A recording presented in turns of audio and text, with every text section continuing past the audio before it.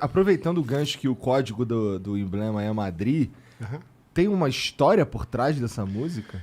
Cara, a gente queria fazer, na época que eu... Sofrimento, né? Ou é só uma música de sofrimento? tem uma história de amor à distância, mas não era Madrid o local. Mas a gente achou que poeticamente, compondo, tem essas coisas, né? Às vezes... Foi tu que Fala aí, compôs? pô. Foi eu que escrevi. Era pra E se é uma chamar- música... e a gente... Não. Milão. Mas é muito massa isso, porque essa música eu não acredito, não dava moral nenhuma. Foi uma das músicas mais tocadas do Fernando Sorocaba, é a nossa Evidências, né? Com todas as proporções, a gente é fã demais do Chitãozinho, mas é a música que andou naquele primeiro momento pro Fernando Sorocaba, demais. E eu não dava moral nenhuma, eu escrevi ela e falei, Fernandinho, vamos mandar pra alguém. Ele, não, vamos gravar. Ele foi, tanto que ele que começa cantando a música, justamente pelo fato dele acreditar muito mais que eu. Foi a música que foi um divisor de águas no primeiro momento da carreira. É engraçada essa música, é engraçada. Então há uma história real Há uma ali, história real por trás, meio né? adaptada. Meio pá. adaptado. Por que você não dava fé? Não punha fé? Eu achava, porque ela tem um pedacinho espanhol, eu achava que, não sei, cara. A galera não, talvez não ia Tem tocar. muito disso, o compositor às vezes escreve a música e ele não consegue ter a visão. Isso acontece em outros... Às vezes nem vocês têm noção do tamanho do projeto. Às vezes o cara que tá de fora... E o Fernandinho sempre teve muito esse feeling, assim. Ele é muito bom de repertório, ele escuta um negócio que às vezes eu escrevi e ele é o cara que acredita, que produz, que faz arranjo. É muito necessário ter esses caras junto com a gente. Muito importante. O cara não pode ter a prepotência de A querer mesma fazer visão tudo eu sozinho. tive da Meteoro, por exemplo. Mas Ah, é? aí ele já tinha passado pro Luan. Já tinha ido. Que foi um dos maiores sucessos do Luan Santana, que também era composição do Foi o Sorocaba. Eu primeiro falei, não, grande- peraí, essa música é boa. Já foi. O Luan já tinha levado.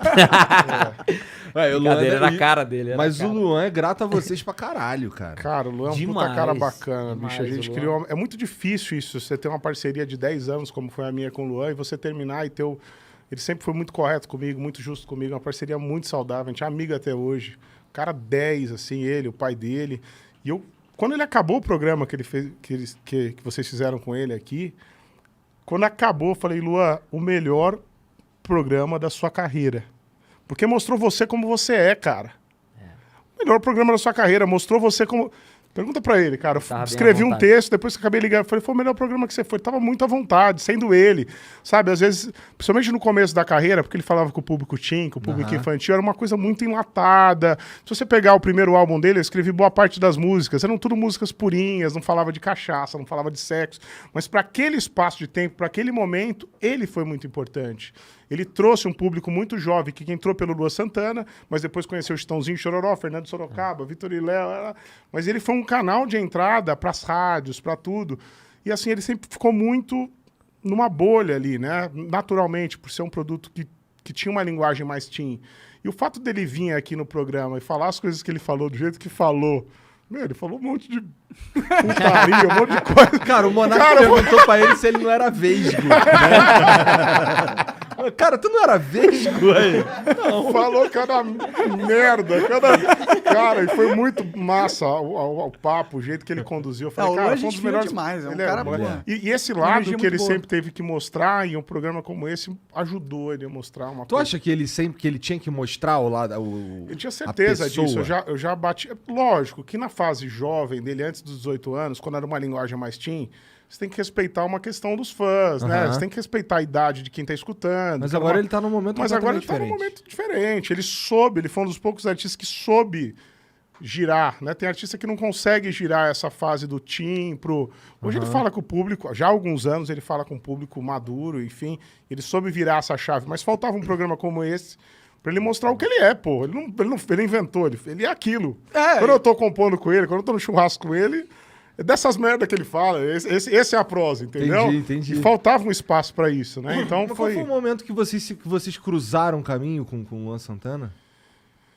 Cara, o Luan foi 2008, se eu não me engano, né? Ele já era estourado no Mato Grosso. Ele já era tipo assim, no Mato Grosso do Sul, ele tinha um nome, mas sempre que uma música dele começava a acontecer, aquela história que ele contou, um outro artista acabava absorvendo a música e tal, eu ficava vendo aquilo de fora, e eu falei, eu componho, acho que eu consigo fazer umas músicas pra esse cara, e aí ele vai estar blindado, que você parceiro dele no negócio e tal. Ninguém vai e vou roubar dar o as músicas. suporte. Não vou deixar ninguém roubar as Mas músicas. tu conheceu porque ele já estava estourado Ele no Mato estava Grosso. acontecendo regionalmente. Ele tava acontecendo regionalmente. Ele era regional. E tu fica acompanhando essas Na paradas. época eu ficava muito conectado assim, com o Pode que ia crer. acontecendo, escutava. E tinha um núcleozinho no Mato Grosso do Sul, de onde vieram vários artistas, o Teló, o João Bosco e Vinícius, Tradição. Cara, um grupo, um volume grande de artistas Grande, de lá, de Campo Grande, no Mato Grosso do Sul, e eu via que esse moleque aparecia, daqui a pouco a música dele, eu ouvi outro cara cantando. Então, foi uma... Assim, trazer ele pro time foi dar uma blindagem, e a gente só precisou blindar ele musicalmente falando e dar um suporte que ele virou o que virou. E ele foi, e assim, ele não sabe. Ele não sabe o quanto ele, até hoje, assim, ele não sabe o quanto ele foi importante pro todo, pro ecossistema. Porque é um artista que ele trouxe pro rádio a criançadinha que tinha vergonha de falar que gostava de sertanejo, ele trouxe pro rádio, sertanejo é a música do meu pai. Então ele foi muito importante para aquele momento e uma ponte para esse cara ouvir o Vitor e Léo, Fernando Sorocaba, o Jorge Mateus, o João Bosco. E uma coisa muito importante que o Luan tem é a raiz, né? É a raiz sertaneja. Então, naquele primeiro momento, soava uma coisa mais pop, só que ele conseguiu se manter bem no mercado porque ele conhece realmente. Ele conhece, ele viveu isso. Ele cresceu no meio disso. Então, para quem entende de sertanejo, ele se fala, aqui, ele fala com propriedade sobre música sertaneja. Ele conhece. Mas vocês não acharam esquisito o fato de não ser uma dupla? Que ele disse que sofreu bastante por não ser uma dupla. Não tinha muito mesmo. Era muito. Os caras... Eu acho que ele foi um dos primeiros artistas solo. Que não era. Uhum. E tinha um artista antes, que era Eduardo Costa, que era solo. Ele foi assim... um dos primeiros artistas a trazer essa coisa do solo, que era cultural do sertanejo, desde as antigas, os duetos vocais, né? Sim. Isso ficou, ele quebrou um pouco isso. E vocês, como que vocês entraram nesse mundo da música? Vocês pais... O Luan, acho que ele tinha um pai que gostava muito de música e tal. No meu caso, foi mais composição. Eu fazia faculdade de agronomia em Londrina, no Paraná. E na faculdade eu comecei a compor, mandar música para outros artistas, mas esses artistas não queriam gravar. Eu mandava a música, o cara falava, Sorocaba, é muito boa, é muito legal, mas grava você, mas cara, tá legal na sua voz. Mas tu já era Sorocaba? Eu já era um apelido de faculdade, era Sorocaba. Era um apelido da universidade, da UEL lá. Entendi. E daí você falava, cara, Sorocaba, essa moda é legal tal, mas é pra você. Eu falava, cara, eu não sabia se aquilo era uma desculpa pra falar uma merda. Que muitas vezes tá uma merda. Tá uma merda, fica com gravar. isso. Ou se... Resumo, eu acabei acreditando naquilo e com certeza, tomei vergonha na cara e fui atrás de gravar essas músicas. Pode crer. Isso na época você tá fazendo faculdade ainda? Faculdade, sim, em 2003, 2004. E você já sabia como gravar? Foi fácil pra você? Você já tinha um conhecimento? Não foi fácil, tipo...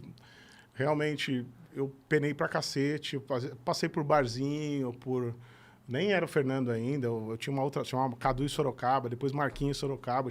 Como o Fernandinho teve várias duplas antes também, mas foi, assim, várias passagens, né, de barzinho. Eu fico muito triste, às vezes, quando o artista pula a fase. Acho que é importante você tocar no bar, ralar, depois ir para as pequenas dormir casas. Na rodoviária. Dormir na rodoviária. Dormir na rodoviária foi só eu que dormi. Tocaram nas casas de massagem também? Tocamos demais. Aliás, a banda do Luan Santana, metade tocava na casa de massagem lá em Londrina, meu querido. Ele tem a carinha, o gurizinho e tal, mas a banda dele, metade tocava no... A gente ouviu... A gente ouviu falar que eles tocavam lá. Tocava lá. Vocês tocaram aqui no Escândalo, tocaram aqui em São Paulo também? Então, a gente também já ouviu falar que o Fernando Sorocaba já cantou lá, cantou no aniversário. Entendi, mas é uma Você fase... tava lá. Nossa. mané? Por isso que tu sabe, né? Mas é uma fase que engrandece como artista. Sem dúvida. Putz, importantíssimo. Eu acho que... Na hora a gente acha que é uma merda. Dá uma bagagem, é importantíssimo isso. Existem artistas que pulam essa fase... E em termos de equipe, porque boa parte da nossa equipe é daquela época dos botecos e tal. Então, tudo. Assim, é importante esse processo de amadurecimento. Eu acho que é uma pena, às vezes, acontece, e isso é muito comum nos dias de hoje, do artista direto aparecer e acontecer, viralizar e tal. Mas eu acho importante esse degrauzinho por degrauzinho. A internet tem muito vocês disso, aqui, né? Se vocês jogassem aqui, vocês não iam ter o gabarito para poder entrevistar do jeito que vocês conduzem. Acho que, né? Assim, a gente teve que ter toda uma trajetória antes de criação de conteúdo no game, pra gente poder ter a opção de criar um projeto como esse, porque é difícil conseguir convidado e tal. Sem dúvida. Mas você foi ralando aí pra conseguir uma gravadora que gravasse suas paradas? Exatamente, a gente foi ralando. Porque já estão falando de uma época que não era o Fernando. Ainda não era. Na verdade, o meu primeiro... As pessoas me enxergam muito como empreendedor, né? O Fernandinho fala, você é mais... tem essa cabeça mais quero falar sobre isso também. E, assim, acho que o meu primeiro projeto de empreendedorismo foi fazer um DVD. Esse era o desafio para a época, né? Lógico que isso muda toda hora, para estourar. Mas na época eu enxergava que se eu fizesse um DVD quando ninguém tinha... Você lembra a época do Piratinha? Que o cara passava com um caderninho assim? Ah, tem o DVD da Ivete Sangalo, o DVD do Bruno Marrone, Fala, pô, e se tiver o DVD do Fernando Sorocaba? E eu meio que usei a pirataria na época para alavancar o projeto. Então eu saí, consegui ganhar uma grana na época de boteco na faculdade e tal, juntei toda essa grana. Quando eu me formei, eu fui em busca desse DVD quando ninguém tinha. Então esse projeto eu tinha muito pouca grana, cara, não tem um cenário, vou na chácara mais bonita de Londrina, que já tá pronto, o cenário tá pronto, vamos montar lá. Ah, mas de final de semana os câmeras vão cobrar mais, então vamos fazer numa terça, que não tem casamento na chácara, vamos convencer os músicos a gravar num preço barato. Então foi o primeiro projeto mesmo de empreendedorismo. Eu acho que o grande ponto aí foi ser músicas inéditas. Eu já tinha as músicas testadas que eu fiz na época de faculdade, né? E quando a gente foi para essa gravação, foi assim, o povo já estava cantando na cidade, a música já andava, e daí teve toda a estratégia de lançamento. Uma delas que eu vou contar depois da gente alongar o papo, foi que a gente pegou esses DVDs e primeiro deu para o pirateiro copiar, ele mesmo soltava, isso ajudou bastante, mas segundo, a gente foi para o litoral, pegou toda a grana que a gente tinha, investiu em material CD, foi para o litoral de Balneário Camboriú, Santa Catarina, e dava para a galera, porque a gente sabia que lá no litoral o povo estava muito apto a entender o que as outras tribos estavam escutando. Então a gente chegava nos carros, aqui Fernando Sorocaba, o litoral ia jogando. Espalhava pro Brasil inteiro. Os formadores de opinião de todo o Brasil iam pro litoral. Eu voltei, o cara lá da Rondônia chegava lá, bicho, é isso aqui tá estourado na praia. Faz sentido.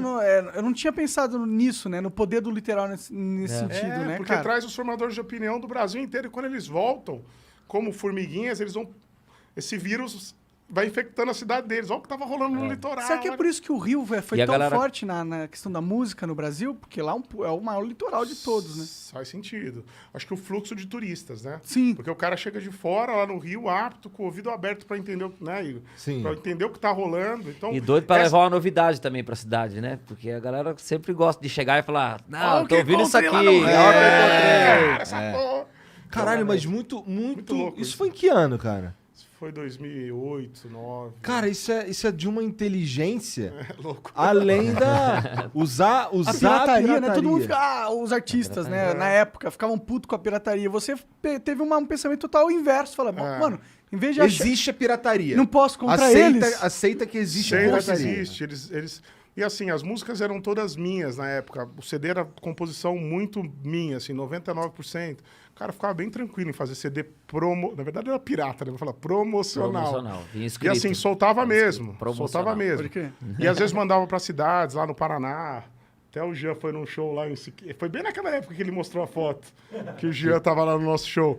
A gente mandava, por exemplo, para Siqueira Campos, que é a cidade que tava o Jean. A gente mandava o material, e daí era como plantar e colher. Depois de 3 meses ia fazer um show, tava estourado o CD inteiro. O show tava... Era bem isso. Caralho. Bem isso. Hoje em dia isso não funciona mais. Não funciona. Não funciona. Hoje em dia é tudo digital. Pode crer. Então é louco, né? Assim, parece que eu tô passando uma estratégia pra... Mas, cara, isso aqui hoje... estratégia que não existe mais. Era um insight daquela época que tu tinha e que fez um diferencial. Hoje, se você der um CD pro cara, lógico, o carro não tem nem onde pôr. É verdade. E hoje em dia, naquela época era um brinde. Você ganhar um CD, puta, ganhei um CD. Hoje o cara pega, ele dá uma olhada, ele joga no mato. É verdade. Joga no mato. É verdade. Não existe mais. Mas aí, foi quando você fez isso, você teve um primeiro boom na tua carreira? Foi isso que aconteceu? Foi, regional, Tivemos um boom regional no Paraná, que foi um primeiro momento, que tinha um outro parceiro, né? E acabou não dando certo, mas a gente ainda tinha um corpinho só no norte do Paraná, ali. Você tava fazendo o quê nessa época? Na época Depois que eu cheguei, o trem explodiu de verdade. Mas sabe por quê? Porque tu parece o Edward do... É verdade, já falaram. Parece um cara bonito, né? Tá precisando do bonitinho Parece na que dupla. um cara bonito, É. tava precisando. Isso aí também contou bastante. Mas você tava fazendo o que nessa época? Você tava na carreira de músico também? À noite, eu comecei muito cedo. Comecei com 15 anos de idade, já tava tocando em festivais, já montei minha primeira dupla. E só que aquele perrengue, né? Não tinha nenhuma estratégia, vivia de bar em bar. Bandas, toquei muito em banda também. Teu nome na E- música sempre foi Fernando? Fernando, É? sempre. Uhum. Tá. Sempre foi Fernando. No comecinho... Não, minto, gente. No comecinho Meninos- eu tive uma dupla que chamava Márcio Adriano e Fabiano. Eu era o Fabiano. Só que aí eu era muito magro, né? Aí não rolou, que aí não explodiu.